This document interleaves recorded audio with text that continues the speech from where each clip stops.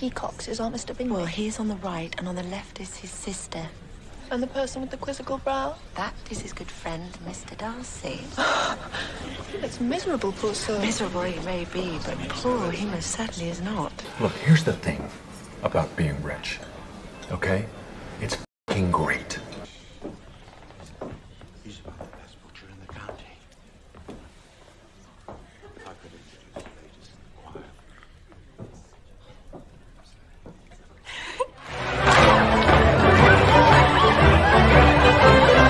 Mr. Bingley, my eldest daughter, you know, Mrs. Bennet, Miss Jane Bennet, Elizabeth, and Miss Mary Bennet. It is a pleasure.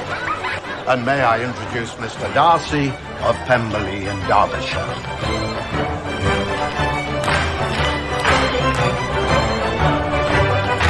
I can read, of course, and I'm not suggesting you can't read out of doors. Will you dance, Mr. Darcy? Not if I can help it.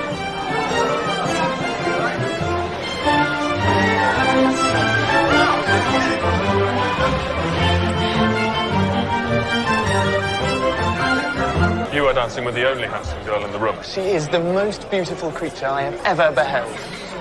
But her sister Elizabeth is very agreeable. Perfectly tolerable, I dare say. Not handsome enough to tempt me.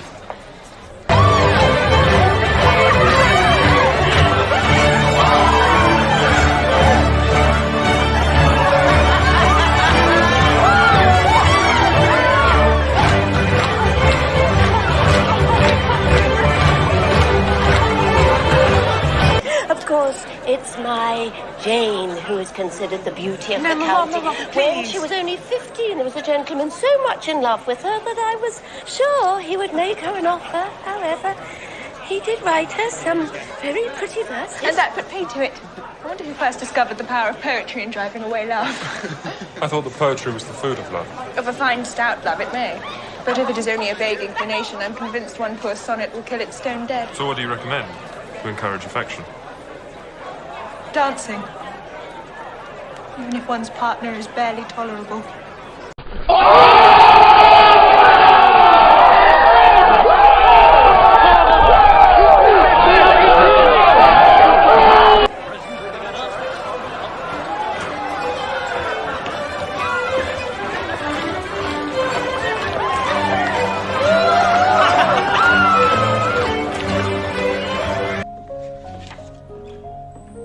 Miss Elizabeth Bennet.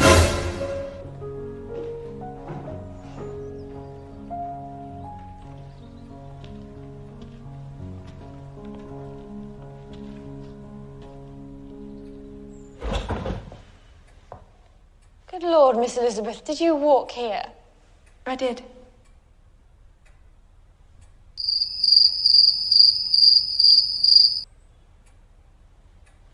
I'm so sorry. How is my sister? She's upstairs.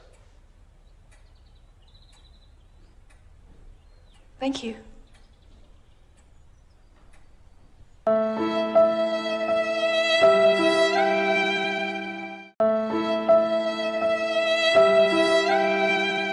The word is indeed applied too liberally. I cannot boast of knowing more than half a dozen women in all my acquaintance that are truly accomplished. Nor I, to be sure. Goodness, you must comprehend a great deal in the idea. I do. Absolutely.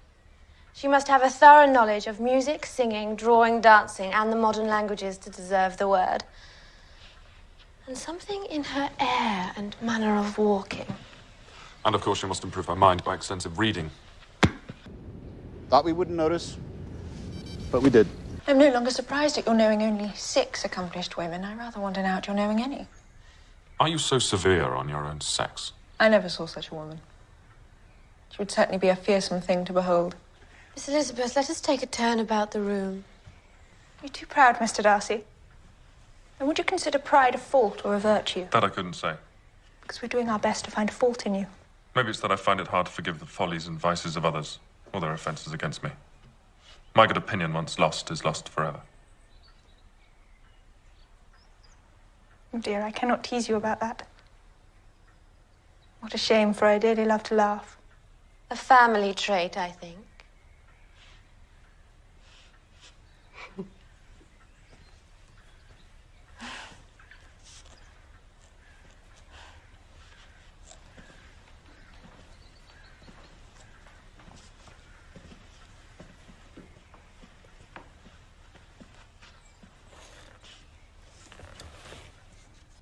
Mr. Bingley, is it true that you've promised to hold a ball here at Netherfield? A ball?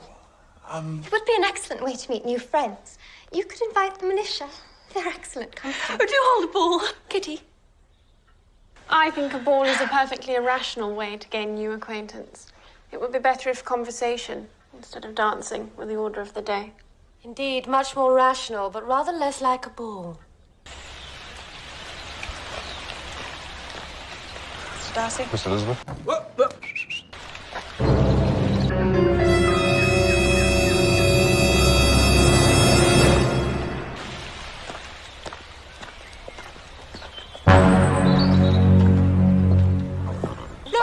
Mr. Bingley! Mr. Bingley! I was just on my way to your house. Mr. Bingley, how do you like my ribbons for your ball? Very beautiful. Be sure to invite Mr. Wickham. He is a credit to his profession. You can't invite people to other people's balls. Mr. Bingley.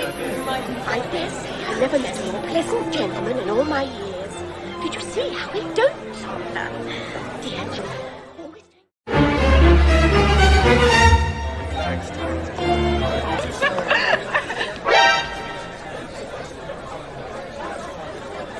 May I have the next dance, Miss Elizabeth?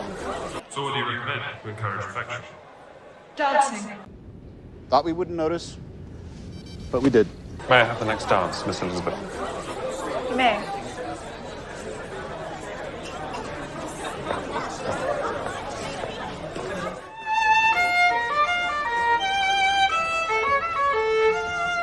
It's your turn to say something, Mr. Darcy. I talked about the dance. Now you ought to remark on the size of the room or the number of couples. I'm perfectly happy to oblige. Please advise me of what you would like most to hear. That reply will do for present. Perhaps by and by I may observe that private balls are much pleasanter than public ones. For now we may remain silent.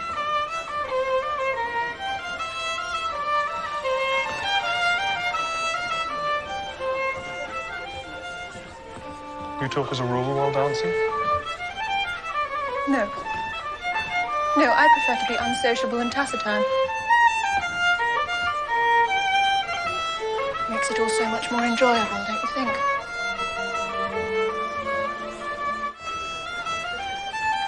And I dare say that is an irreversible event. It is. Why do you ask such a question? To make out your character, Mr. Darcy. And what have you discovered? Very little. To hear such different accounts of you has puzzled me exceedingly. I hope to afford you more clarity in the future.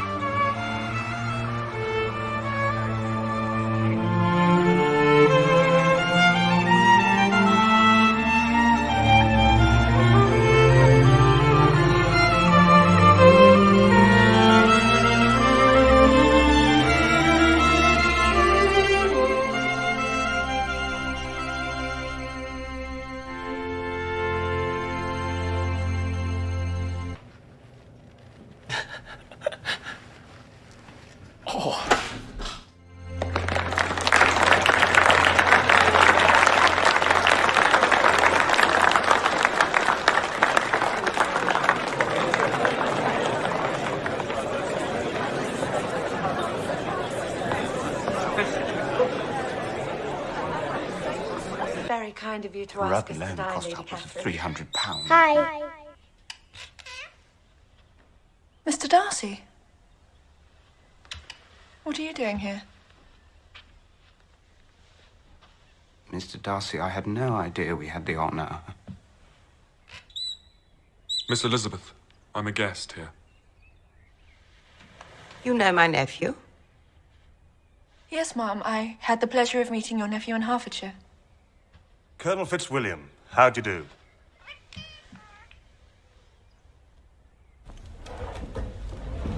Mr. Collins, you can't sit next to your wife. Move. Over there.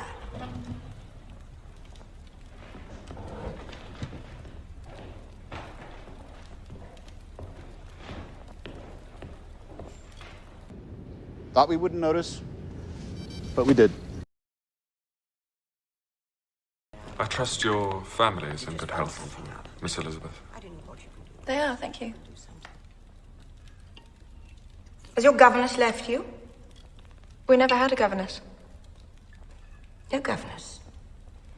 5 daughters brought up at home without a governess. I never heard such a thing. Your mother must have been quite a slave to your education. Not at all, Lady Catherine.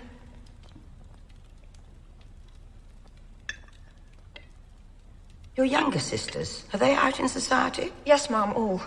All? Would all 5 out at once? Oh, that's very odd. And you only the second.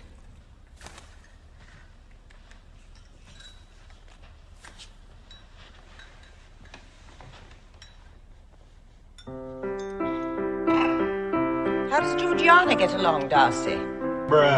She plays very well. I hope she practices. No excellence can be acquired without constant practice. I've told Mrs. Collins this. Though you have no instrument of your own, you're very welcome to come to Rosings and play on the pianoforte in the housekeeper's room. Oh, thank you. You'll be in nobody's way in that part of the house.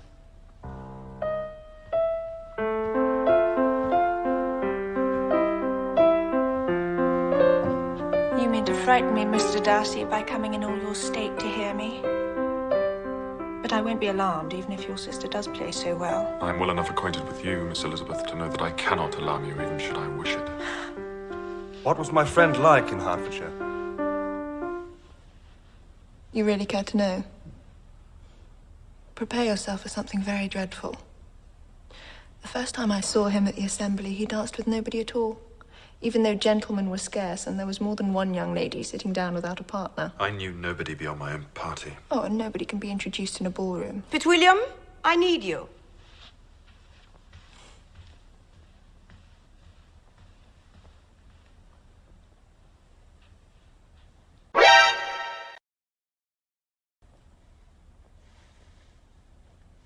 I do not have the talent of conversing easily with people I have never met before.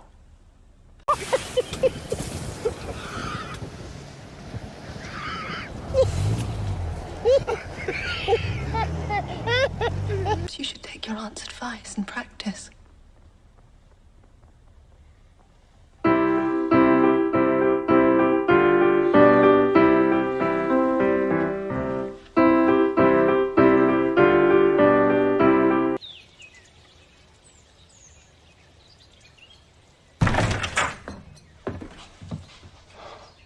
Mr. Darcy.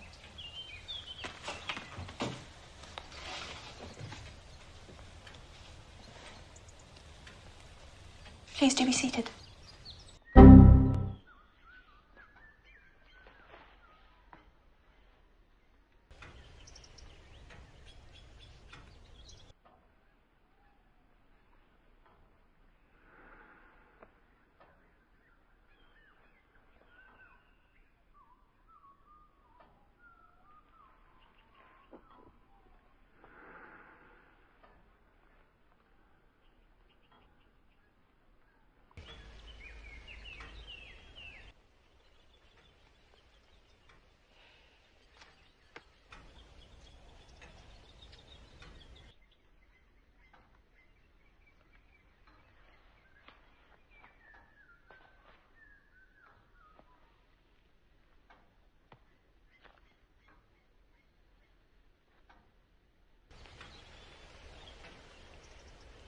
This is a charming house. Good day, Miss Elizabeth. It's been a pleasure.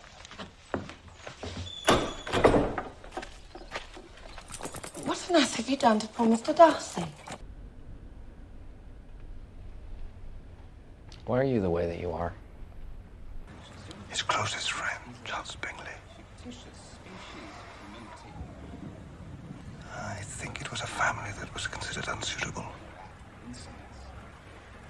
So he separated them.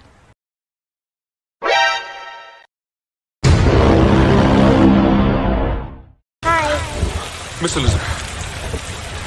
I have struggled in vain and I can bear it no longer. These past months have been a torment.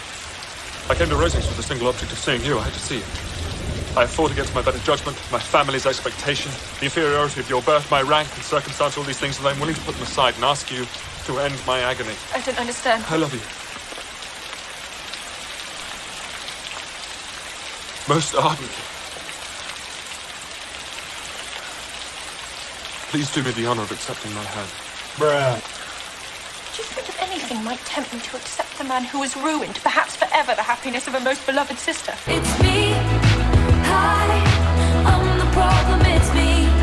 It was made perfectly clear that an advantageous marriage... Did my sister give that impression? No, there was, however, I have to admit, the matter with your family. Our want of connection. Mr. Bingley didn't seem to vex No, it was himself more about than that. that. How, sir? It was the lack of propriety shown by your mother, your 3 younger sisters, even on occasion your father. Forgive me. You and your sister I must exclude. And what about Mr. Wickham? Mr. Wickham, so this is your opinion of me. Thank you for explaining so fully. Perhaps these offences might have been overlooked had not your pride been hurt by my honesty in admitting scruples about our relationship.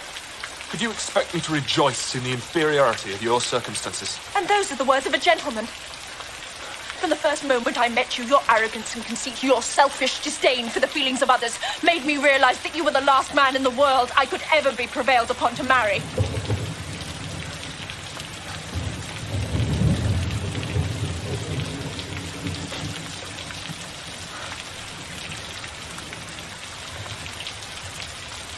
Forgive me, madam, for taking up so much of your time.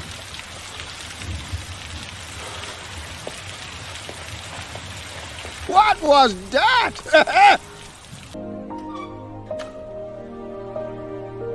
Hello there.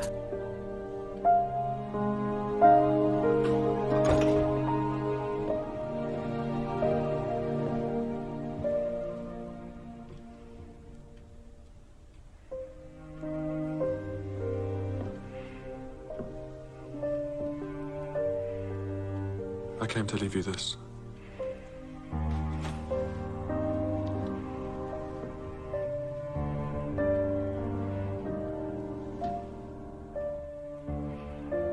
I shall not renew the sentiments which were so disgusting to you. But if I may, I will address the 2 offences you have laid against me.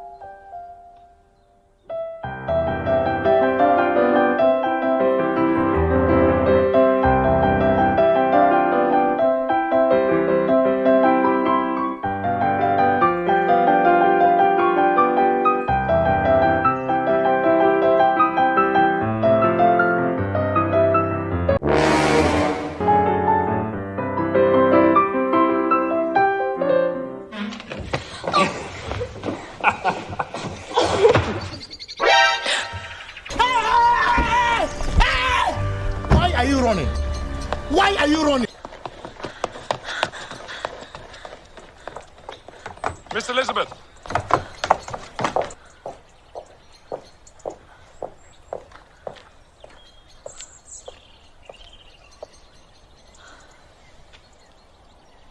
I thought you were in London. No. No, I'm not. Obviously. No. No, I We came were not back to a come day in early, and some you- business with my steward. Yeah.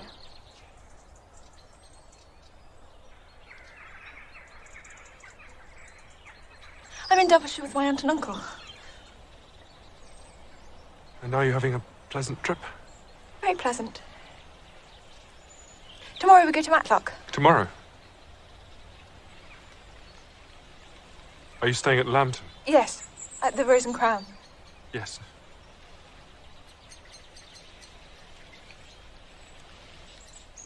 I'm so sorry to intrude. They said that the house was open for visitors. I had no idea. May I see you back to the village? No. I'm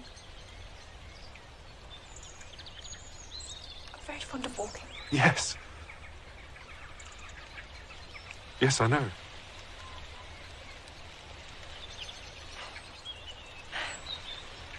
Mr. Darcy.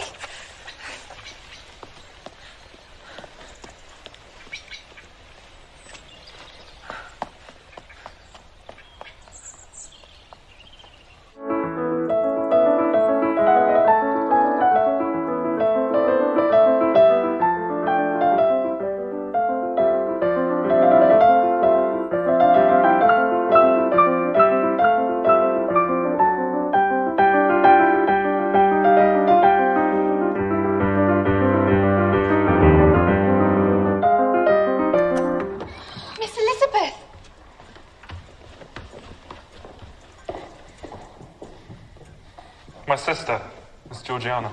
My brother has told me so much about you. I feel as if we are friends already. Can you stop? You. What a beautiful pianoforte. My brother gave it to me. He shouldn't have. Yes, I should. Oh, very well then. Easily persuaded, is she not? Your unfortunate brother once had to put up with my playing for a whole evening. But he says you play so well. Stop talking! Then he has perjured himself most profoundly.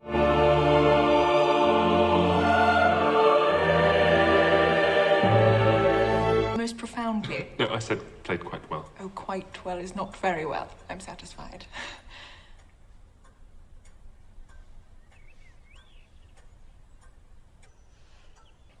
Do you play duets, Miss Elizabeth?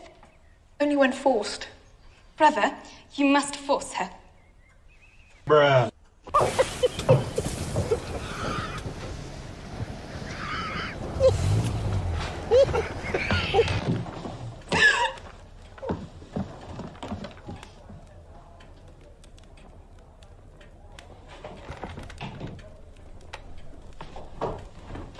Lydia has run away. With Mr. Wickham. Mr. Wickham. This is my fault. If only I'd exposed Wickham when I should. No. No, this is my fault. I might have prevented all this merely by being open with my sisters. Has anything been done to recover her? My father has gone to London, but I know very well that nothing can be done. We have not the smallest hope. Would I could help you? So I think it is too late. This is grave indeed. I will leave you. Goodbye. I'm afraid we must go at once. Mr. Darcy and Mr. Bingley, ma'am.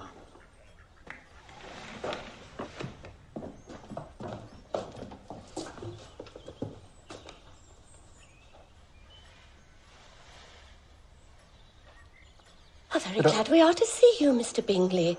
There've been a great many changes since you went away. Miss Lucas is married and settled. And one of my own daughters, too. You will have seen it in the papers, though it was not put in as it ought to have been. Very short. Nothing about her family. Yes, I did hear of it. I offer my congratulations. But it is very hard to have my Lydia taken away from me. Mr. Wickham has been transferred to Newcastle, wherever that is. I beg you will come here and shoot as many as you please. Thank you. Mr. Bennet will be vastly happy to oblige you, and will save all the best of the coveys for you. Excellent. Are you well, Mr. Darcy? Quite well, thank you. I hope that the weather stays fine for your sport. I return to town tomorrow. So soon? My Jane looks well. Does she not? Does indeed.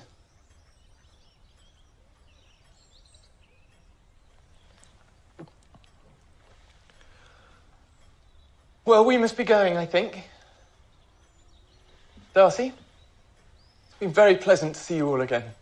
Miss Elizabeth, Miss Bennet. You must come again.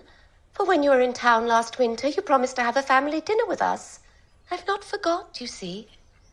At least 3 courses. Bruh. Excuse me. Miss Bennet. Mr. Bingley. I was going. Exactly.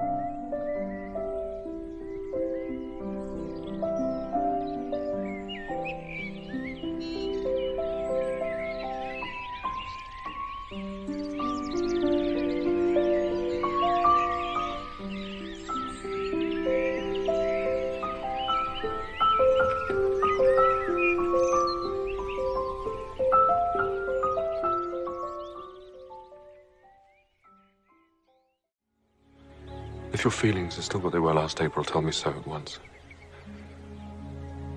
My affections and wishes have not changed. But one word from you will silence me forever.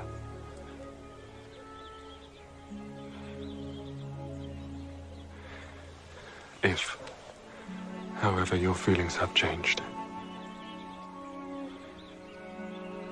I would have to tell you. You have bewitched me, body and soul, and I love, and love, and love you. I never wish to be parted from you from this day on.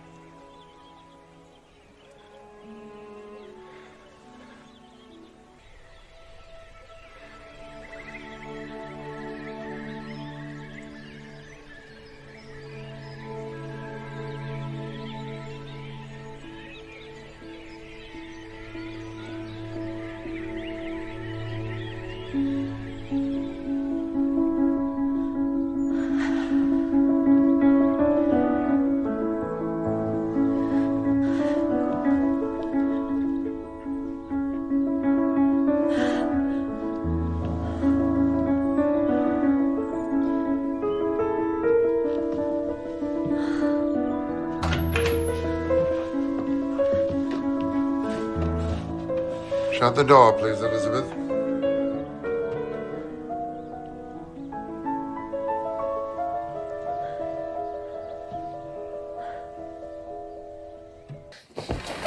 Yes! Yes! Yes! Yes! Yes! Yes! Yes! Yes! Yeah! Yeah! What? What? Oh!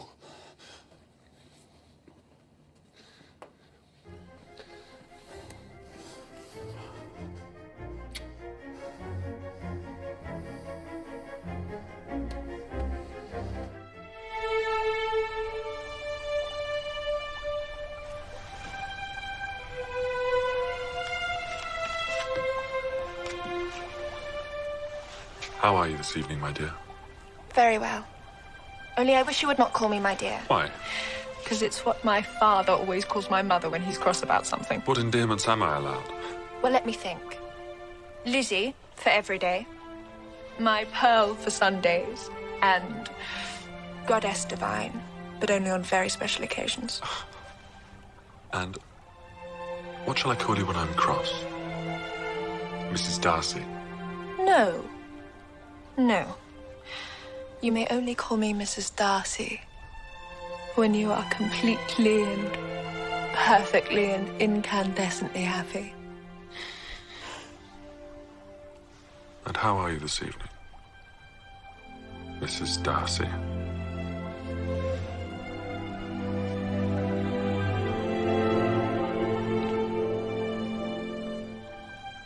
Mrs. Darcy.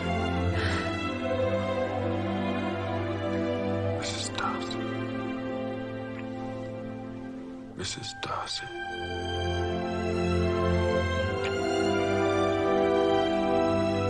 Mrs. Darcy.